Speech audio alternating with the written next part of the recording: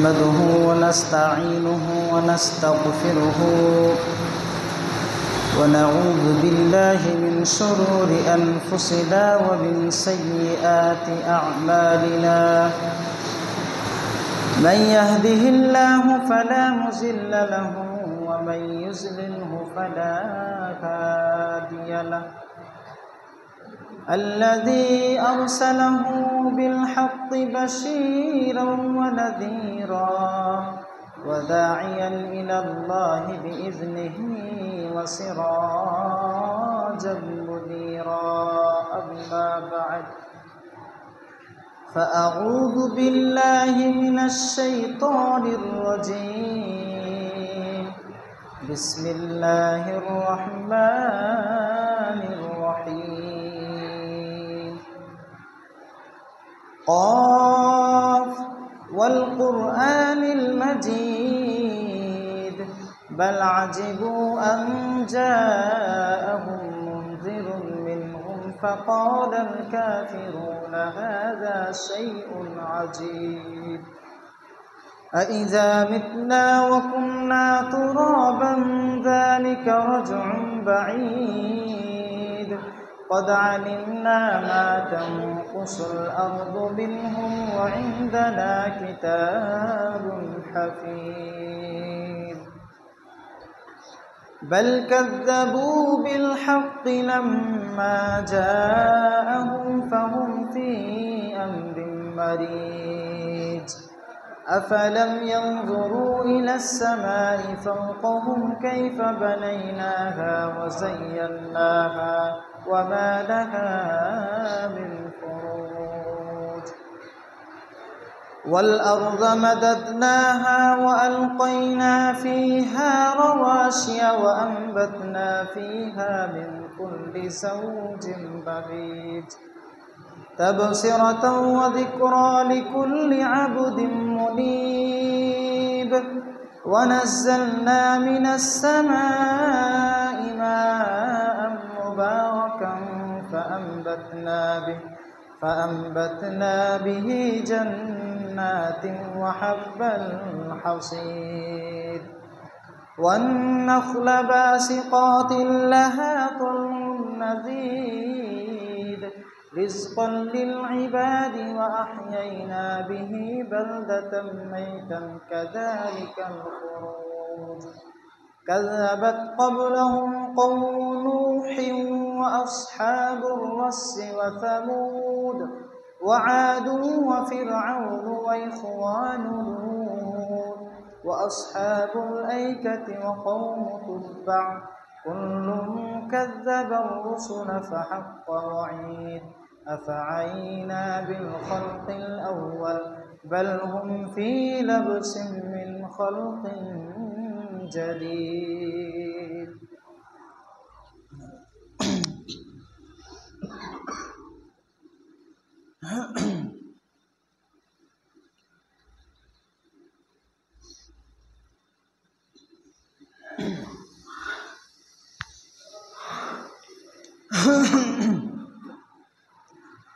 نحمده ونصلي على رسوله الكريم أما بعد فأعوذ بالله من الشيطان الرجيم بسم الله الرحمن الرحيم قل إن صلاتي ونسكي ومحياي ومماتي لله رب العالمين وقال الله تعالى في كلامه المجيد لن ينال الله لحومها ولا دماؤها ولكن يناله التقوى منكم القرآن সমস্ত প্রশংসা সমস্ত গুণগান সেই মহান আল্লাহ তাআলার জন্য যিনি আমাদেরকে বাঁচিয়ে রেখেছেন, সুস্থ রেখেছেন এবং সবচাইতে বড় বিষয় হচ্ছে আমাদেরকে মুসলিম পরিবারে যে আমাদের জন্মগ্রহণের সুযোগ, এটাও অনেক বড় সৌভাগ্যের একটা ব্যাপার। সেজন্য মহান আল্লাহ তাআলার আমরা কৃতজ্ঞতা জ্ঞাপন করি। আমরা সকলেই বলি আলহামদুলিল্লাহ। তারপরে পরেই বিশ্ব মানবতার মুক্তির দূত, পৃথিবীর সর্বশ্রেষ্ঠ মহামানব, সর্বশ্রেষ্ঠ রাসূল জনাবে মুহাম্মদুর রাসূলুল্লাহ সাল্লাল্লাহু আলাইহি ওয়াসাল্লামের উপর অসংখ্য অগণিত শান্তির ধারা অবতীর্ণ হোক। আল্লাহুম্মা সাল্লি আলাইহি, আল্লাহুম্মা বারিক আলাইহি। সম্মানিত মুসল্লিবৃন্দ, আজকের সংক্ষিপ্ত জুমার খুতবায় আপনাদের সম্মুখে যে বিষয়টি নিয়ে আলোচনা করব সেটি হচ্ছে জীবনে কোরবানির চেতনা, আল্লাহর জন্য সব কিছুই ছাড়তে প্রস্তুত হওয়া। এই বিষয়ের উপর সংক্ষিপ্ত তথ্যবহুল বিবরণের চেষ্টা করব ইনশাআল্লাহুল আজিজ। ওমা তৌফিক ইল্লা বিল্লাহ, আলাইহি তাওয়াক্কালতু ওয়া ইলাইহি উনীব। সম্মানিত উপস্থিতি, প্রথমে বলে নিতে চাই আজকে যে বিষয়টি নিয়ে আলোচনা করব এই বিষয়টি মূলত বিশেষভাবে কয়েকটি পয়েন্টের উপর আলোচনা। প্রথম যে পয়েন্ট ভূমিকা স্বরূপ, সেই পয়েন্টে আলোচনা হবে কুরবানির ছুরিতে রক্ত নয়, কাটে অহংকার। যখন আমরা ঈদের দিন কুরবানি জবাই করি, সেই সময় কি শুধু আমরা একটা পশুর গলায় জবাই করছি, গলা কাটছি, নাকি আমাদের ভিতরের যে পশুত্বটা আছে সেই কুরবানির পশুর গলা জবাইয়ের সাথে সাথে সেই পশুত্বের গলাটাকেও কাটছে? এই বিষয়টা কিন্তু আমাদেরকে ভাবতে হবে। এই প্রশ্নটা আমাদের কুরবানিকে খুবই অর্থবহ করে তোলে। আমাদের কুরবানির জন্য এই ভাবনাটা খুবই গুরুত্বপূর্ণ একটা বিষয়, যে আমরা যে কুরবানি করছি, শুধুই কি আমরা কুরবানি করছি, পশুর গলা জবাই করছি, এই বিষয়টা আমাদেরকে ভাবতে হবে, নাকি আমাদের যে মনের ভিতরের যে পশুত্বটা আছে সেটাকে কুরবানি করছি।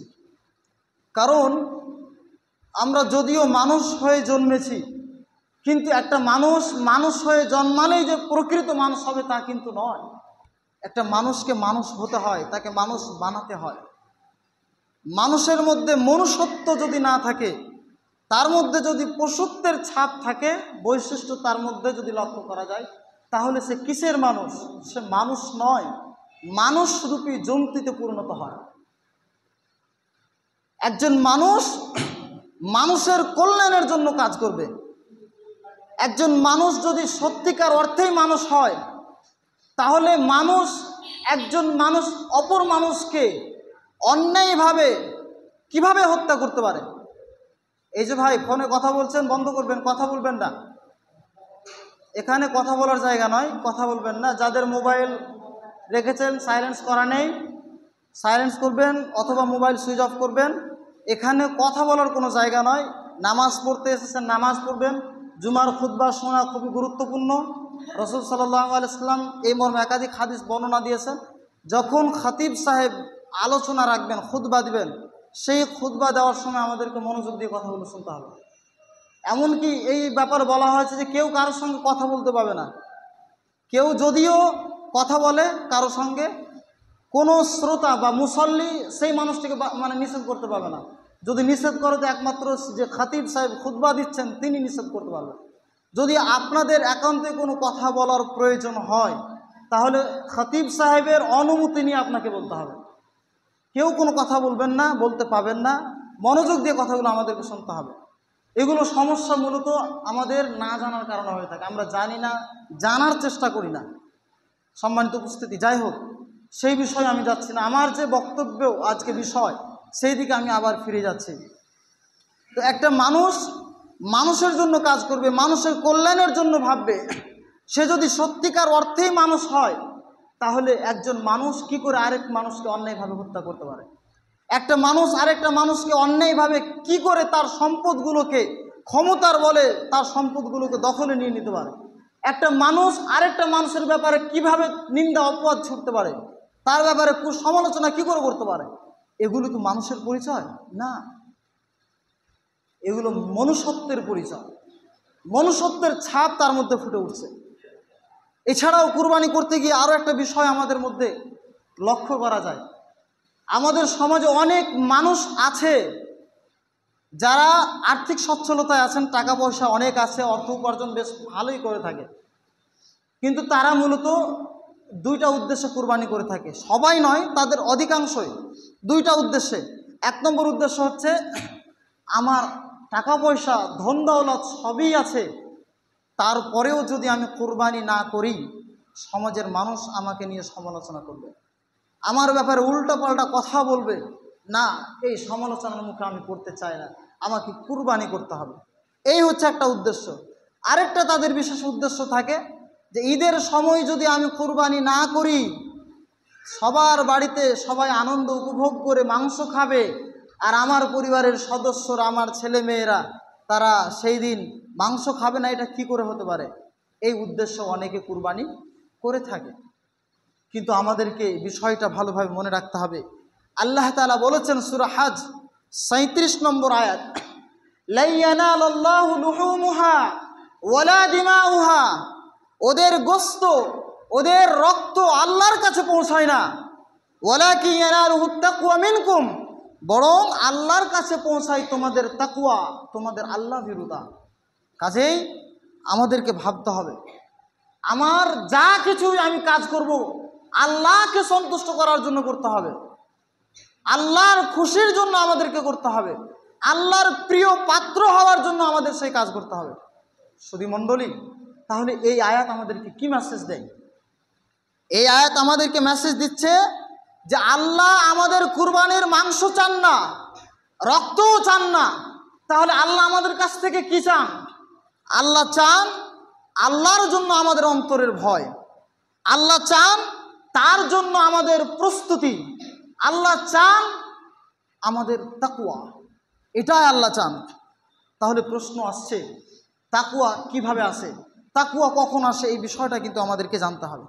সম্মানিত সুধী, তাকওয়া তখনই আসে যখন কোনো হৃদয় অন্ধকারে পাপাচারের পথে হাঁটতে হাঁটতে ক্লান্ত হয়ে যায়, তারপরে ফিরে যেতে চায় আল্লাহর দিকে, আল্লাহর কাছে তার মন আসতে চায়, তখনই একজন মানুষের মধ্যে তাকওয়া আসে। একজন মানুষের মধ্যে তাকওয়ার জন্ম হয় তখন যখন কোনো একজন মানুষ নিজেই বলে, আপনি বলে যে না, অনেক তো হয়েছে, আর কত আমার রবের অবাধ্যতায় চলবো, একটা পুরোটা জীবন আমি এভাবেই অবহেলা করে গড়িমসি করে আল্লাহর অবাধ্যতায় কাটিয়ে দিব, অথচ আল্লাহর নিয়ামত প্রতিটা মুহূর্তে আমি উপভোগ করে যাচ্ছি। এটা হতে পারে না। না, আর নয়, আমি আর শয়তানের অনুসরণ করব না, আমি আল্লাহর দেখানো পথেই আমি চলব, আমি আল্লাহর দিকে ফিরে যেতে চাই, এবার আমি ফিরবো আমার রবের দিকে। এই রকম ভাবনা যখন একজন মানুষ নিবে, নিজেকেই যখন বলবে, তখন সেই মানুষটার মধ্যে তাকওয়া আসবে। তাকওয়া একজন মানুষের মধ্যে তখনই আসে যখন কোনো মানুষ কোনো হারাম কাজকে পরিত্যাগ করে কেবলমাত্র আল্লাহকে সন্তুষ্ট করার জন্য, তখনই একজন মানুষের মধ্যে তাকওয়ার জন্ম হয়। সম্মানিত উপস্থিতি, তাহলে আসুন আমাদের কুরবানির দিনটি শুধুই যেন পশুর মাংস খাওয়ার মধ্যে সীমাবদ্ধ না থাকে, বরং আমাদের কুরবানিটা হয়ে উঠুক আত্মজাগরণের। এটা একটা বিপ্লবের দিন। আমাদের এই কুরবানির দিনে পশুর রক্ত যেমন ঝরবে, সেই রক্ত ঝরার সাথে সাথে আমাদের যে গুনাহের রক্তগুলো রয়েছে সেগুলোও যেন ঝরে যায়। এই বিষয়টা আমাদেরকে মাথায় রাখতে হবে। আল্লাহর অবাধ্যতার কালি যেন ধুয়ে মুছে সাফ পরিষ্কার হয়ে যায়। আমাদের নফসের যে জানোয়ার পশুত্বটা রয়েছে সেটাও যেন আমরা কুরবানি করতে পারি। এই মানসিকতা আমাদের কিন্তু নিতে হবে। তাহলে এটাই হবে আমাদের প্রকৃত কুরবানি। প্রকৃত কুরবানি এটাই, শুধু পশু জবাই করাটাই প্রকৃত কুরবানি নয়। প্রকৃত কুরবানি হয় নিজের অহংকার, নিজের হিংসা, লোভ এবং যে জীবনটা আপনি কাটিয়ে এসেছেন, পাপের জীবনে হাবুডুবু খেয়ে এসেছেন, সেই জীবনটা অতিবাহিত করে দেওয়ার জন্য আপনি লজ্জিত হন, অনুতপ্ত হন, দুঃখিত হন, আল্লাহর কাছে দুই হাত তুলে আপনার অশ্রুসিক্ত ঝরান, আল্লাহর কাছে ক্ষমা চান। আল্লাহ, আমি আমার বিগত জীবনটা পাপ পঙ্কিলতায় কাটিয়ে এসেছি, শয়তানের অনুকরণ করে আমি পার করে দিয়েছি। আমি আমার নিজের নফসের অনুসরণ করে, খেয়াল খুশির অনুসরণ করে গুরুত্বপূর্ণ সময়গুলো কাটিয়েছি। আল্লাহ, আমি লজ্জিত, আমি অনুতপ্ত, আমি গুনাহগার বান্দা, পাহাড় সমান গুনাহ হয়ে গেছে আমার। জানি আমার এই গুনাহ মোচন করার মতো হয়তো আমি যোগ্য হতে পারবো না আপনার কাছে। কাজেই তুমি আমাকে তোমার দয়া দিয়ে আবৃত করে আমাকে ক্ষমা করো আল্লাহ।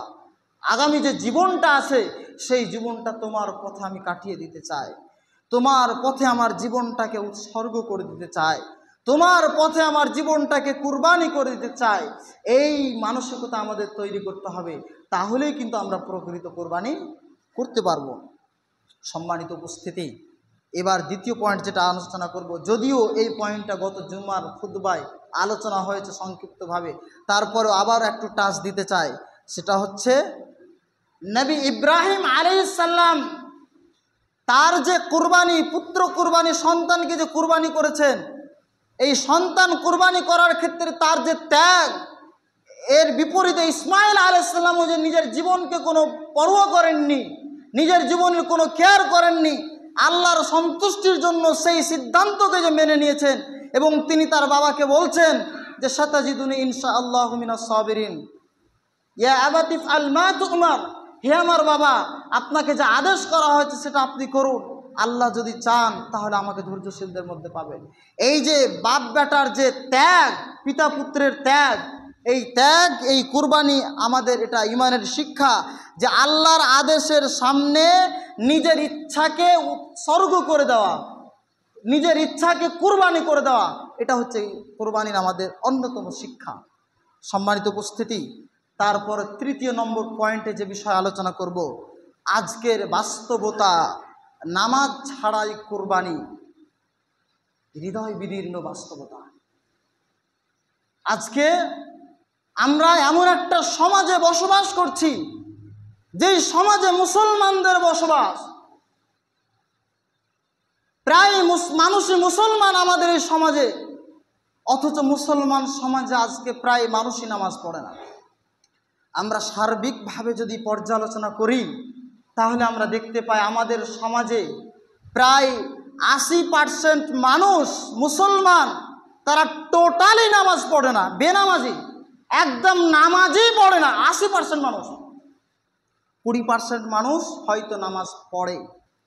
এই 20% মানুষদের মধ্যে সবাই 20%ই যে নিয়মিত নামাজ পড়ে তা কিন্তু নয়, বরং আমরা যদি ভালোভাবে দেখি তাহলে দেখতে পাবো এই 20% নামাজিদের মধ্যেই হয়তো 15% নামাজি নিয়মিত নামাজ পড়ে না।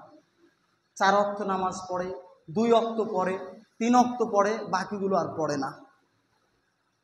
তো নিয়মিত নামাজিদের সংখ্যা তাহলে কত দাঁড়ালো? হয়তো 5%।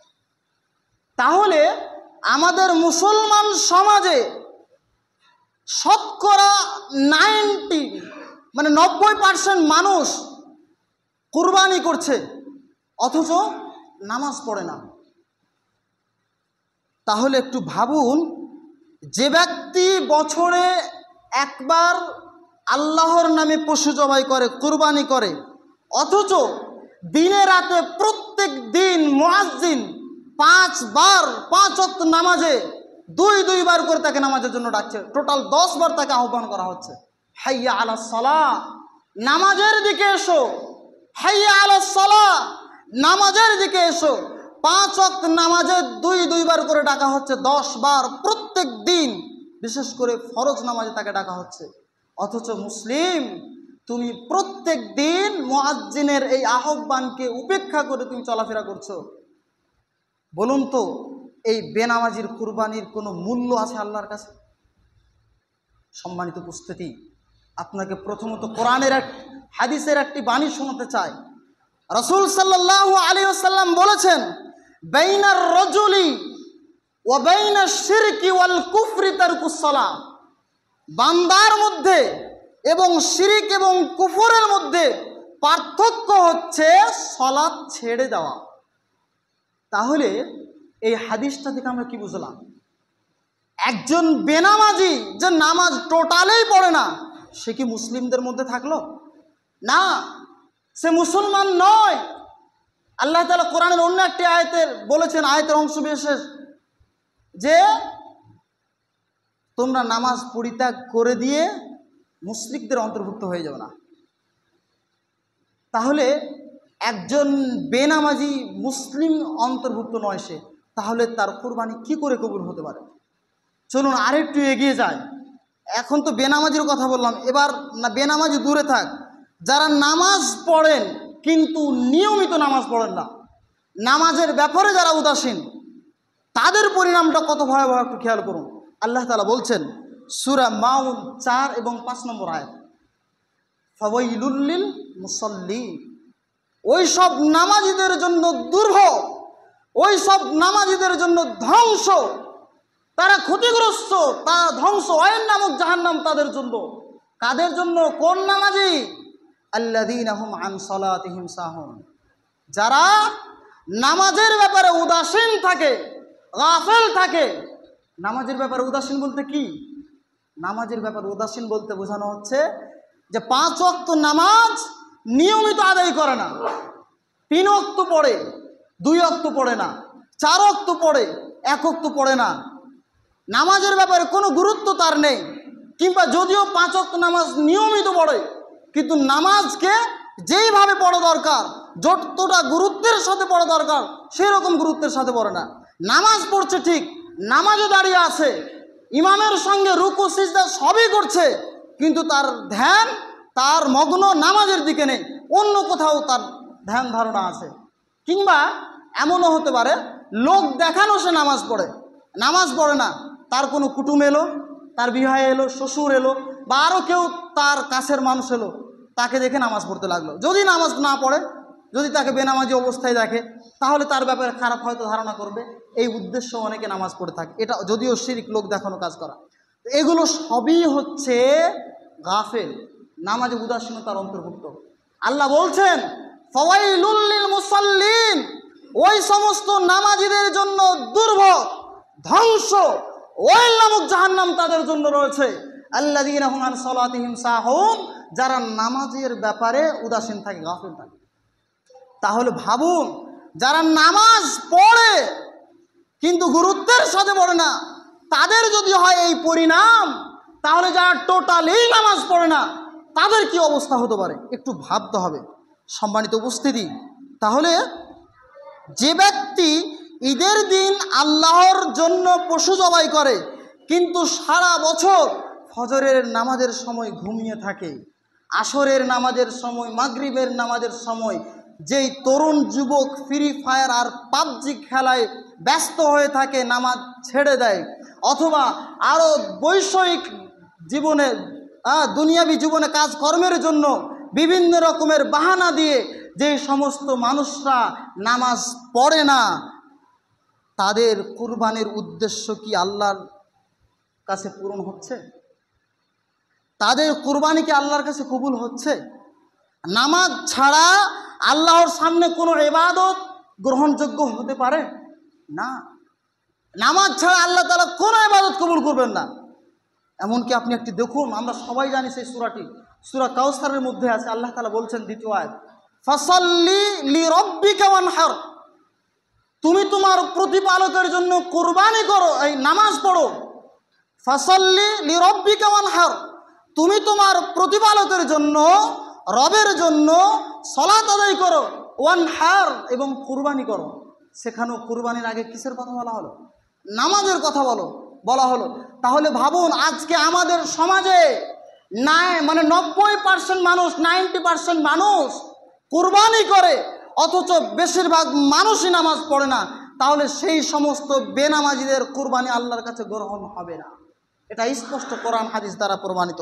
সম্মানিত উপস্থিতি, সুতরাং আমাদের এই কুরবানির আসল শিক্ষা হওয়া উচিত যে আমি প্রতিজ্ঞা করলাম, তওবা করলাম, এখন থেকে আমি আর বেনামাজি থাকবো না, আমি আল্লাহর ডাকে সাড়া দেব, আমি প্রতিদিন মুয়াজ্জিনের আহ্বানকে আর উপেক্ষা করব না, আমি নামাজের জন্য নিজের জীবনকে উৎসর্গ করে দেব।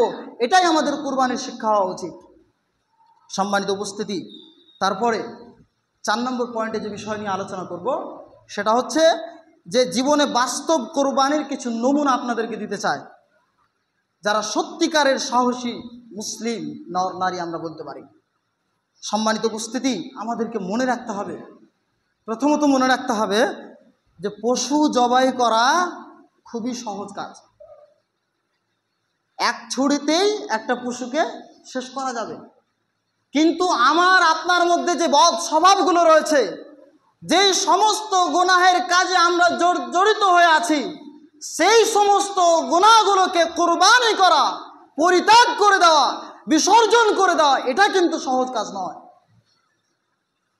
আমি আপনি প্রতিদিন নিজের মন মতো চলাফেরা করছি। ফজরের নামাজের সময় ঘুম থেকে জাগতে ইচ্ছে করে না, নামাজ আসতে ইচ্ছে করে না, ঘুমিয়ে থেকে গেলাম। এই যে নাফসের অনুসরণ করা, গোলামি করা, প্রবৃত্তির অনুসরণ করা, এই প্রবৃত্তির অনুসরণ পরিত্যাগ করা অতটা সহজ নয়। কিন্তু এটাই হচ্ছে আসল কুরবানি, এটাই হচ্ছে আসল সাহসের কাজ, এটাই হচ্ছে তাকওয়ার মানদণ্ড, যে আপনি যে সমস্ত গুনাহের সঙ্গে জড়িত ছিলেন সেগুলোকে আল্লাহর সন্তুষ্টির জন্য আপনি ছেড়ে দিলেন, ত্যাগ করে দিলেন, বিসর্জন দিয়ে দিলেন। সম্মানিত উপস্থিতি, আসুন দেখি কারা আল্লাহর জন্য সত্যিকারের ত্যাগ স্বীকার করেছে, কোরবানি করেছে। সম্মানিত উপস্থিতি, সেই তরুণ বা যুবক আল্লাহর সন্তুষ্টির জন্য সত্যিকারের ত্যাগ স্বীকার করেছে, যেই তরুণ যুবকটি অবৈধ হারাম প্রেমে জড়িয়েছিল। গভীর রাত ভোর একজন পরনারী মহিলার সঙ্গে ফোন আলাপে ব্যস্ত ছিল। কত অশ্লীল কথোপকথন তাদের মধ্যে হয়েছে, ভিডিও কথা হয়েছে, পোশাকবিহীন কত নোংরা আবর্জনায় তারা লিপ্ত ছিল। কিন্তু আল্লাহর ভয়ে সেই সম্পর্কগুলোকে তারা ছিন্ন করে দিয়েছে। তারাই সত্যিকার অর্থে আল্লাহর সন্তুষ্টির জন্য ত্যাগ স্বীকার করেছে, কুরবানি করেছে। কেন স্বীকার করেছে এই ত্যাগ? কেন এগুলোকে বিসর্জন দিয়েছে? কারণ সেই তরুণ, সেই যুবক জানতে পেরেছে, বুঝতে পেরেছে এই অবৈধ হারাম প্রেম আল্লাহ তাআলা পছন্দ করেন না, ভালোবাসেন না, এই জন্য সেটাকে সে পরিত্যাগ করে দিয়েছে। এই তরুণ যুবকই আল্লাহর জন্য সত্যিকার অর্থে কুরবানি করেছে, ত্যাগ স্বীকার করেছে। সম্মানিত উপস্থিতি, সেই ব্যবসায়িক সত্যিকার অর্থে ত্যাগ স্বীকার করেছে, যেই ব্যবসায়িক জানে সুদের কি উপকারিতা রয়েছে, সুদের মানে কি সুবিধা রয়েছে, সে জানে, সে হালাল হারামের পার্থক্য করতে জানে, সব কিছুই সে বুঝে, তারপরেও সে হারাম লেনদেন বন্ধ করে দিয়েছে।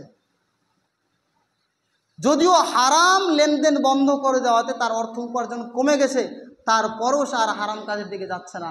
এই ব্যবসায়ী সত্যিকার অর্থেই আল্লাহকে খুশি করার জন্য কুরবানি করেছে, ত্যাগ স্বীকার করেছে। সেই নারী সত্যিকার অর্থে আল্লাহর জন্য কুরবানি করেছে নিজেকে, সেই নারী সত্যিকার অর্থে আল্লাহর সন্তুষ্টির জন্য ত্যাগ স্বীকার করেছে, যেই নারী সোশ্যাল মিডিয়ায়, ফেসবুকে, টিকটকে, আরও বিভিন্ন অ্যাপসের মাধ্যমে যে নিজের ছবিগুলো, বেপর্দা ছবিগুলো শেয়ার করত, নাচ গান করত, অশ্লীল বেহায়াপনায় লিপ্ত ছিল। সে তার কি ছিল, হাজার হাজার লক্ষ লক্ষ ফলোয়ার ছিল, সেগুলোর মাধ্যমে সে অনেক অর্থ উপার্জন করত। তারপরও সে যখন জানতে পারলো, বুঝতে পারলো এগুলো ঠিক নয়, এই কাজগুলো করা অন্যায়, আল্লাহ এগুলো পছন্দ করে না, তখন সেই নারীটি তার টিকটক এক ক্লিকে ডিলিট করে দিল, মুছে ফেলে দিল সব কিছু। সে যেগুলো শেয়ার করেছিল, সেই নারী সত্যিকার অর্থে সে কুরবানি করেছে, আল্লাহর সন্তুষ্টির জন্য ত্যাগ স্বীকার করেছে। সম্মানিত উপস্থিতি, তাহলে এরাই হচ্ছে সত্যিকারের কুরবানিকারী। তাহলে কুরবানি শুধু পশু জবাই করাটাই কুরবানি নয়। কে কত টাকায় কুরবানি পশু কিনলো, আল্লাহ রাস্তায় কুরবানি করলো, আল্লাহ এটা দেখেন না। আল্লাহ দেখেন মানুষের অন্তরটা, মানুষের তাকওয়া, আল্লাহর সত্যিকার অর্থে আল্লাহর সন্তুষ্টির জন্য কে কুরবানি করেছে, এটাই আল্লাহ তাআলা দেখেন। আল্লাহ তাআলা বলছেন, ওয়ালাকিন ইয়ানালুহুত তাকওয়া মিনকুম, আল্লাহর কাছে কি পৌঁছায়, তোমাদের তাকওয়া পৌঁছায়, এটা আল্লাহ তাআলা আমাদেরকে বললেন।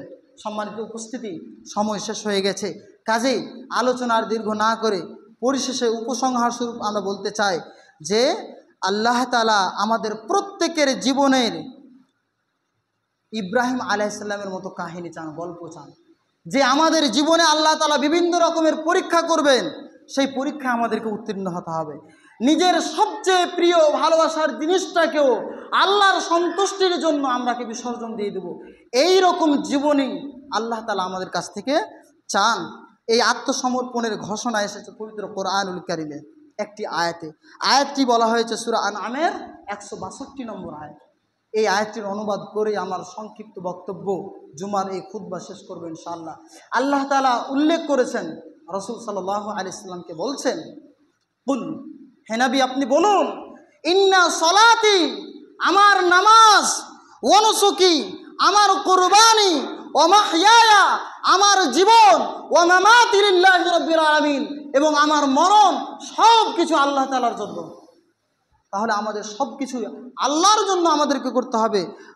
পরিশেষে আল্লাহ রাব্বুল আলামিনের কাছে প্রার্থনা করি যে আল্লাহ তাআলা আমাদের সকলকে আল্লাহর সন্তুষ্টির জন্য খালেস নিয়াতে যেন কুরবানি করার তৌফিক দান করেন, আমিন। আল্লাহ তাআলার কাছে আরও প্রার্থনা করি এই কুরবানি থেকে যেন আমরা বাস্তবমুখী শিক্ষাগুলো নিয়ে আমাদের জীবনে প্রতিফলন ঘটাতে পারি, সেই তৌফিকও যেন আল্লাহ তাআলা আমাদের সকলকে দান করেন। আমরা সকল বলি আমিন। আল্লাহুম্মা সাল্লি আলা মুহাম্মদ ওয়া আলা আলি মুহাম্মদ কামা সাল্লাইতা আলা ইব্রাহিম ওয়া আলা আলি ইব্রাহিম ইন্নাকা হামিদুম মাজিদ। আল্লাহুম্মা বারিক আলা মুহাম্মদ ওয়া আলা আলি মুহাম্মদ কামা বারাকতা আলা ইব্রাহিম ওয়া আলা আলি ইব্রাহিম ইন্নাকা হামিদুম মাজিদ। সুবহানা রাব্বিকা রাব্বিল ইজ্জাতি আম্মা ইয়াসিফুন ওয়া সালামুন আলাল মুরসালিন ওয়ালহামদুলিল্লাহি রাব্বিল আলামিন।